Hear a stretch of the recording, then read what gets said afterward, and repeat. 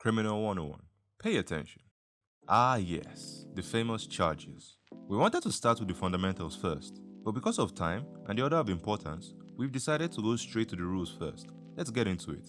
We have 4 rules of drafting charges: the rule against ambiguity, the rule against duplicity, the rule against misjoinder of offenses, and the rule against misjoinder of offenders. If you noticed, they tell you what not to do when drafting your charges.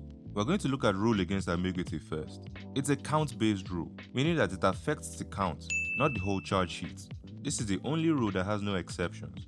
It's pretty rigid. This means that the count must be very clear with all the information needed. If the count is ambiguous, then the charge will be barred for ambiguity.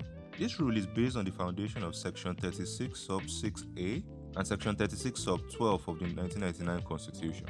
The first one says that every person who is charged with a criminal offense shall be entitled to be informed promptly in a language he understands and in detail of the nature of the offense.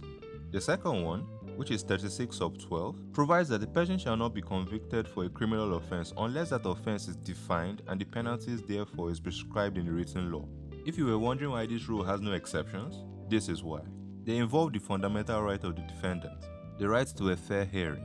Now, when drafting your charge, in this case the count, it must have what we call DD POPs. This stands for the defendant who is accused, the date and time of the alleged offense, the place and jurisdiction where the alleged offense was committed, the offense itself, the person or property affected, and the sections of the law which would define the offense and prescribe the punishment. If one of these is missing, or if one of these is unclear, then your charge will be barred for ambiguity. Now, what's the effect of this rule?